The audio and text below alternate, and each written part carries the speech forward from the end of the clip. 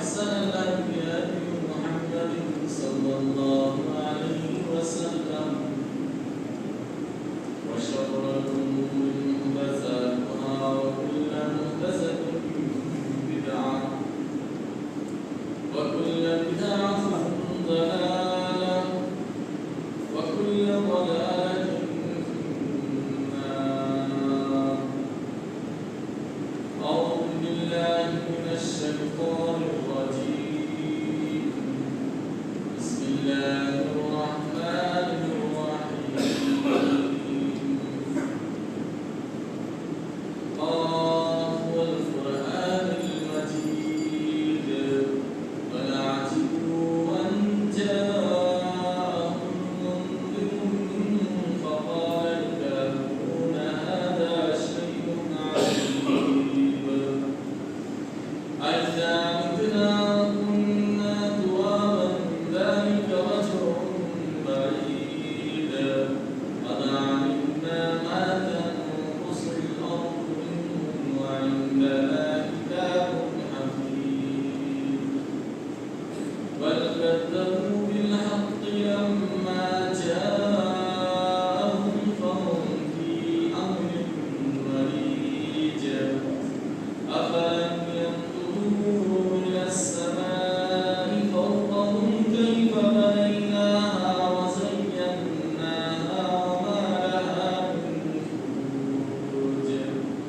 والأرض مددناها وألقينا فيها رواسي وأنبتنا فيها من كل زوج بهيج تبصرة وذكرى لكل عبد منيب ونزلنا من السماء ماء مباركا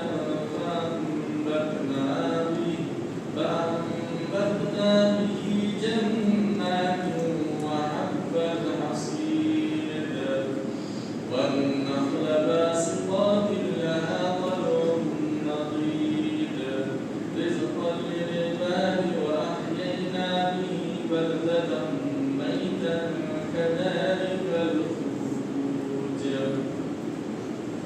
كذبت قبلهم قوم نوح وأصحاب الرس وثمود وعاد وفرعون وإخوان لوط وأصحاب الأيكة وقوم تبع كل كذب الرسل فحق وعيد أفعلينا بالخلق الأول بل هم في لبس من خلق جديد.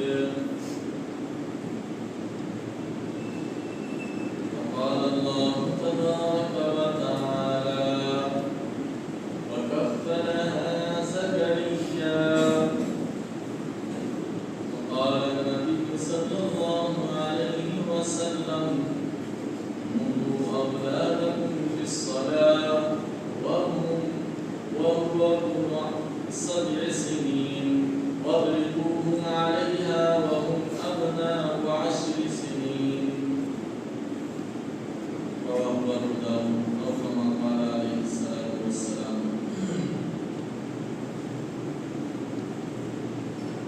تمام قسمیں کی حمد و ثنا تعریف و توصیف کبریائی اور بڑائی بزرگی اور برتری اللہ رب العالمین کے لیے ہے. درود و سلام نازل ہو جناب محمد رسول اللہ صلی اللہ علیہ وسلم پر جن کو اللہ رب العالمین نے ساری کائنات کی طرف نبی اور رسول بنا کر مبعوث فرمایا.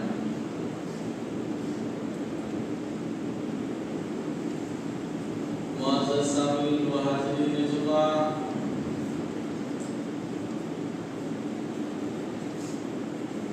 گزشتہ جمعہ بچے کی ولادت اور عقیدے کے احکام و مسائل کے تعلق سے آپ نے بہت ساری باتیں سنی.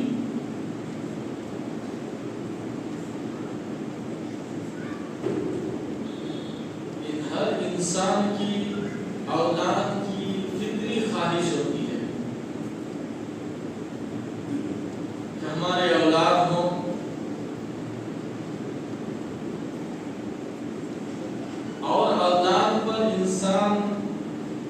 خوشی ہوتا ہے اور خوشی کا اظہار بھی کرتا ہے۔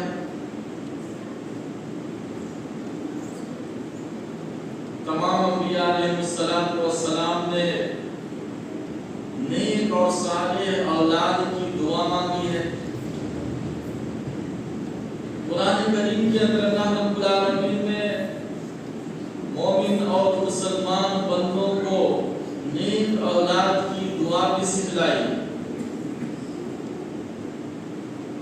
ہر انسان کی جب یہ خواہش اور امید تمنا ہوتی ہے کہ ہمارے اولاد ہوں،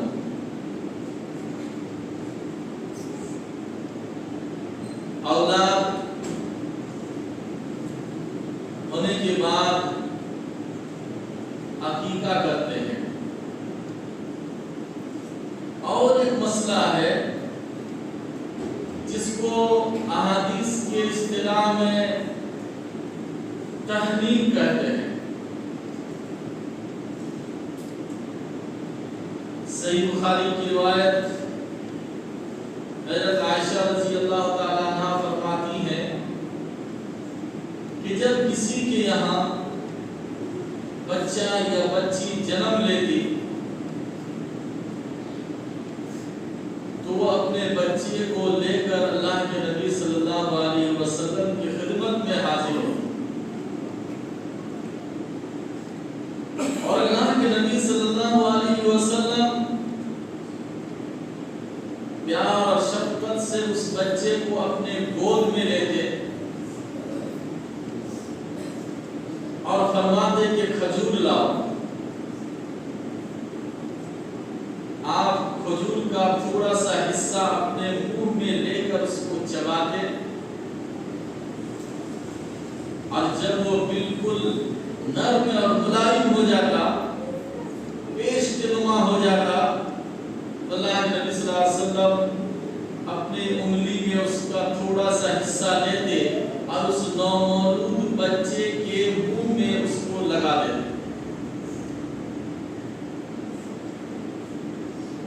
اور پھر اللہ کے نبی صلی اللہ علیہ وسلم اس بچے کے حق میں خیر و بھلائی کی دعا فرماتے۔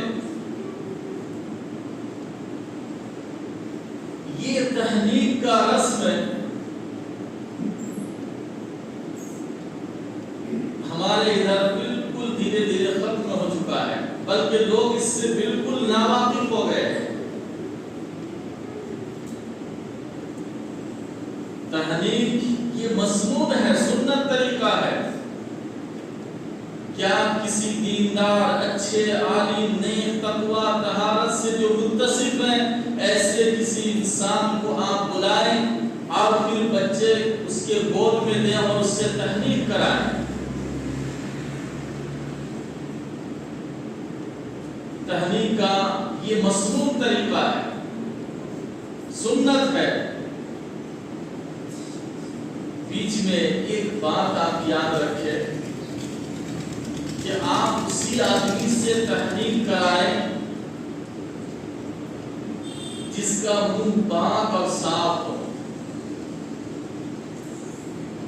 جو زردہ، گل، تمباکو یا اس طریقے سے کوئی گٹکا وغیرہ استعمال نہ کرتا ہو، ورنہ اس کا ایک غلط اثر پڑے گا بچے پر۔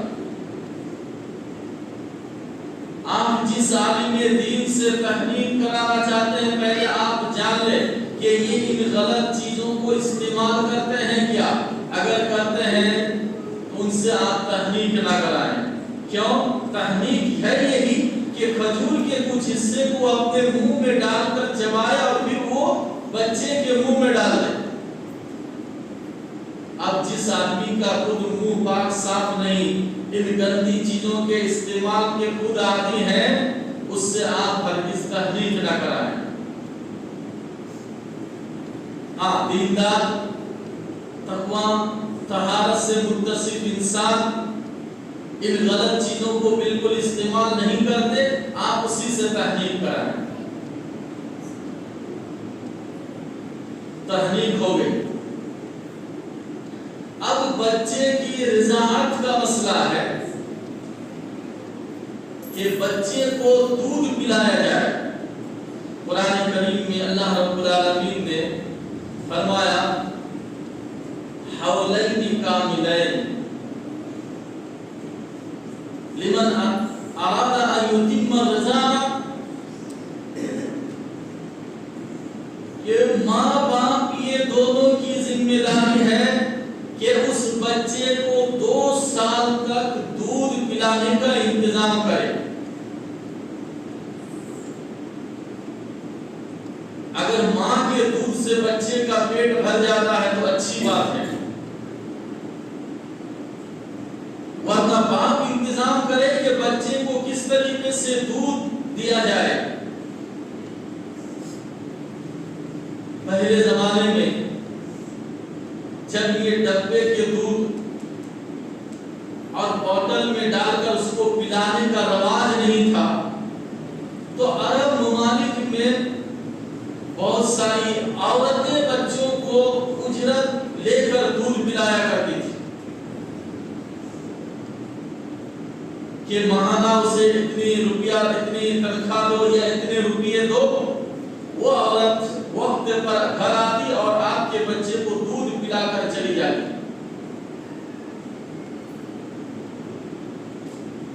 اگر اس زمانے میں بھی کسی کے ساتھ ایسا ہوتا ہے تو وہ عورت جو اجرت لے کر دودھ پلاتی ہے اس بچے کی رضاعی ماں بن جاتی ہے، اور اس کے ساتھ وہ بچہ بڑے ہونے کے بعد وہی سلوک کرے گا جو اپنے ماں کے ساتھ کرتا ہے، جیسے اپنے ماں کے ساتھ خیر خواہی اور اچھے اخلاق، ادب سے پیش آنا، اس کی ہر چیز کا خیال رکھنا، ٹھیک وہ جو رضاعی ماں ہے اس کے ساتھ بھی اس کو وہ تمام حسن سلوک کرنا ہوگا۔ تو یہ دودھ پلانے کی مدت 2 سال ہے۔ اس کے بعد آپ بچے کو باہر کی غذا دیجیے، چاول ہو، روٹی ہو یا کوئی دوسری چیز ہو، لیکن قرآن نے اس بچے کے حق میں 2 سال دودھ پلانے کا حق دیا ہے، حکم دیا ہے۔ جیسے جیسے بچی کی عمر بڑھے گی ماں باپ پر اسی طریقے سے اور بہت ساری ذمہ داریاں عائد ہو جاتی ہیں۔ جیسے حدیث میں اللہ کے نبی صلی اللہ علیہ وسلم فرماتے ہیں کہ جب بچے کی عمر 7 سال کے ہو جائے تو تم اسے اپنے بستر سے الگ کر دو۔ اب اس کا بستر الگ ہو، اور فرمایا جب بچے 7 سال کے ہو جائیں تو تم اسے نماز پڑھنے کے لیے کہو، اور 10 سال عمر ہو جائے اور کہنے پر وہ نماز نہ پڑھے، وَاضْرِبُوهُمْ عَلَيْهَا، تو ضرورت پڑے تو تھوڑی سی ہلکی اسے مارو، تاکہ وہ نماز کی عادی بن جائے، نماز پڑھنے لگے۔ بچپنے سے آپ جس چیز کی عادت ڈالیں گے بڑے ہونے کے بعد بھی بچہ وہی کرے گا۔ بچپنے سے تو آپ نے اس کو آزاد چھوڑ دیا، نتیجہ یہ ہوا کہ بڑے ہونے کے بعد نہ وہ نماز پڑھتا ہے، نہ روزہ رکھتا ہے، اور نہ ہی دیندار بنتا ہے۔ یہ سارا قصور ہے ماں باپ کا، کیونکہ اللہ کے نبی صلی اللہ علیہ وسلم نے فرمایا کہ 7 سال کی عمر سے تم اس کی نگرانی کرو، اس کا بستر الگ کرو، اسے نماز پڑھنے کے لیے کہو، اور جب 10 سال کی عمر ہو جائے اور کہنے پر نہ پڑھے تو اسے ہلکی مارو تاکہ وہ نماز کے عادی بن جائے۔ بچے جب بولنے لگے تو اللہ کے نبی صلی اللہ علیہ وسلم فرماتے ہیں کہ سب سے پہلے اسے لا الہ الا اللہ سکھاؤ، تاکہ بچپن ہی سے اس کی زبان پر عربی عبارت چڑھ جائے، اچھی طریقے سے وہ بول سکے، کلمہ سکھاؤ اسے۔ تمام انبیاء علیہ السلام نے بچوں کی تربیت پر بڑا زور دیا ہے۔ آپ نے گزشتہ جمعہ سنا کہ حضرت مریم علیہ السلام کی جب پیدائش ہوئی تو ان کی ماں نے ان کا نام بھی رکھا اور جو بھی ہوا، لیکن اس کی تعلیم و تربیت کے لیے جو وقت کے نبی اور پیغمبر تھے حضرت زکریا علیہ السلام، اللہ تعالیٰ کی طرف سے فیصلہ ہوا کہ اس بچی کو ان کی تربیت میں، ان کی نگرانی اور ذمہ داری میں رکھی جائے۔ کیوں؟ حضرت زکریا علیہ السلام خود ایک نبی، پیغمبر، نیک اور صالح انسان، جب بچی کو اس کی تربیت میں رکھا جائے گا تو اس کی سارے عادت و اطوار، اچھی صفتیں اس کے اندر آئیں گی۔ اور ایسے بھی ہوا کہ حضرت زکریا علیہ السلام کی تربیت میں حضرت مریم جب تک رہی وہ دیندار بنی، تقوی والی، طہارت والی، پرہیزگار، ان ساری صفتوں کو انہوں نے اپنایا، دیندار۔ وَكَفَّلَهَا زَكَرِيَّا، اور ان کی کفالت اور پرورش حضرت زکریا علیہ السلام نے۔ لہذا جب آپ کے بچے اس لائق ہوں کہ وہ بولنے لگے اور وہ پڑھنے لگے، کسی اچھے استاد کا انتخاب کیجئے جس کے اندر بہت ساری خوبیاں ہوں، وہ خود نیک ہو، نمازی ہو، تقویٰ و طہارت والے ہو۔ استاد جیسے ہوں گے ویسے ہی آپ کے بچے بھی بنیں گے، ان صورتوں کو، ان صفتوں کو وہ اپنانے کی کوشش کریں گے۔ علماء نے کتابوں میں استاد اور شاگرد کیا مثال دیا ہے کہ استاد یہ اصل کاپی ہے اور شاگرد اس کا زیرکس کاپی ہے۔ اگر اصل کاپی صاف ستھری ہو تو اس کا زیرکس کاپی بھی صاف ستھری آئے گی، اور اگر اصل کاپی ہی میں کچھ گڑبڑی ہے، صاف نہیں ہے، تو پھر اس کا زیرکس کاپی بھی اچھے نہیں ہوتے ہیں۔ اس لیے ہمیشہ آپ اپنے بچوں کی تعلیم و تربیت کے لیے نیک استاد کا انتخاب کریں تاکہ اس کی صحبت میں رہ کر یہ بچہ بھی نیک بنے اور صحیح علم حاصل کر سکے، اس کی صحیح تربیت ہو سکے۔ خیر، حضرت مریم علیہ السلام کی کفالت اور تربیت یہ حضرت زکریا علیہ السلام کے تحت میں اور ان کی ذمہ داری میں ہوئی۔ بچے 10 سال ہو گئے، اس کی تعلیم و تربیت کا انتظام، اسے قرآن کی تعلیم دو۔ اللہ کے نبی صلی اللہ علیہ وسلم نے فرمایا کہ جب تمہارا بچہ پڑھنے لکھنے کے قابل ہو جائے، کچھ سمجھنے لگے، تو اسے 2 چیزوں کی تعلیم دو، ایک قرآن کی تعلیم اور دوسرا الرمي، تیر اندازی کی تعلیم، تیر چلانا اور قرآن کریم کی تعلیم، ان 2 چیزوں کی تعلیم اپنے بچوں کو دو۔ خیر، وہ دور تھا تیر کمان کا، تلوار کا، تو صحابہ اپنے بچوں کو اسی اعتبار سے اس کی تعلیم بھی دیا کرتے تھے۔ حضرت علی رضی اللہ تعالیٰ عنہ قرآن کریم کی سورۃ التحریم کی آیت یا ایھا الذین آمنوا قوا انفسکم واہلیکم نارا، اے ایمان والو، تم اپنے آپ کو اور اپنے گھر والوں کو، اپنے گھر والوں سے مراد ہے اپنے بیوی بچے، کو اور اپنے گھر والوں کو جہنم کی آگ سے بچاؤ۔ اس آیت کی تفسیر کرتے ہوئے حضرت علی بن ابی طالب رضی اللہ تعالیٰ عنہ فرماتے ہیں کہ تم اپنے بیوی بچوں کو قرآن کی تعلیم دو، نیک باتوں کی تعلیم دو، تاکہ وہ نیک بنے، صالح بنے، اور تم خود بھی اور تمہارے گھر والے بھی جہنم کی عذاب سے بچ سکیں۔ یہ ہمیشہ رہا ہے کہ پہلے کے لوگ بچوں کو قرآن کی تعلیم دیتے تھے۔ صبح و شام جتنے مساجد ہیں، ان مساجد میں ان کی طرف سے انتظام ہوتا تھا کہ بچوں کو قرآن کی تعلیم دی جائے۔ جب سے مدرسوں کا قیام الگ سے شروع ہوئی، مساجد سے ان مکتبوں کا خاتمہ ہو گیا۔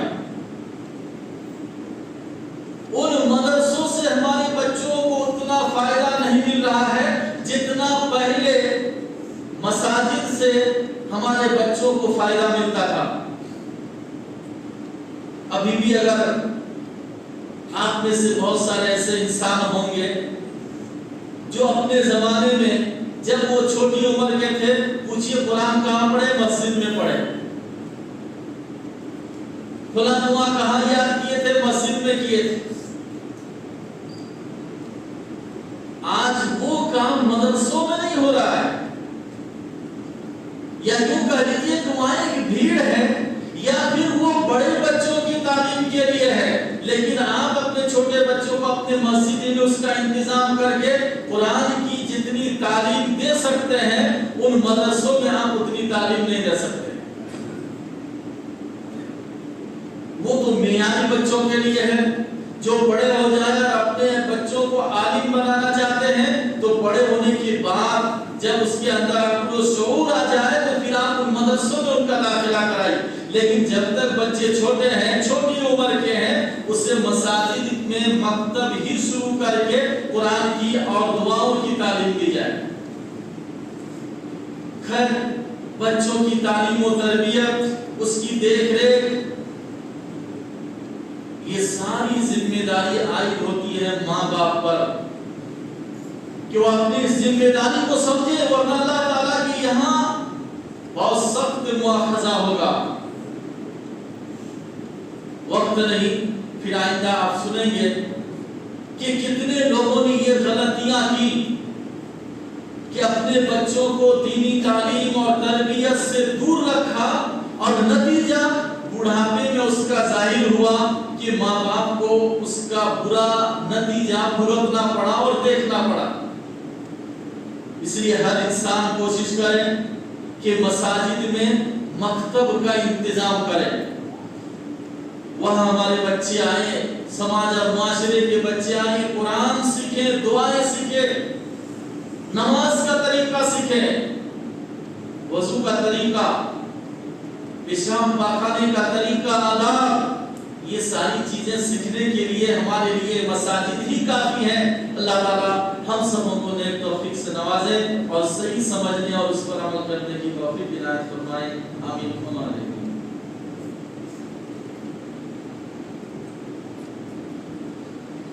الحمدللہ رب العالمین والصلاة والسلام علی سید الانبیاء واشرف المرسلین وعلی آلہ وصحبہ اجمعین، اما بعد۔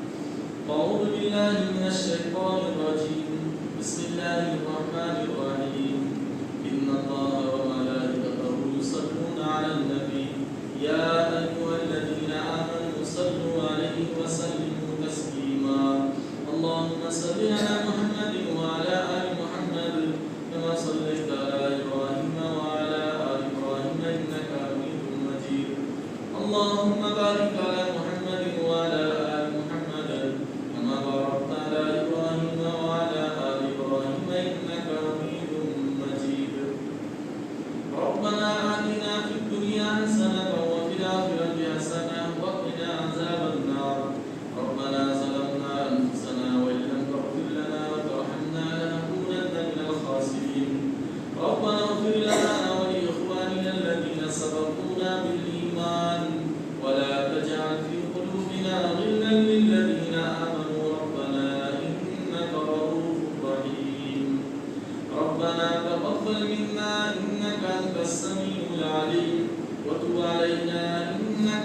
التواب الرحيم. والسلام على المرسلين والحمد لله رب العالمين برحمتك يا أرحم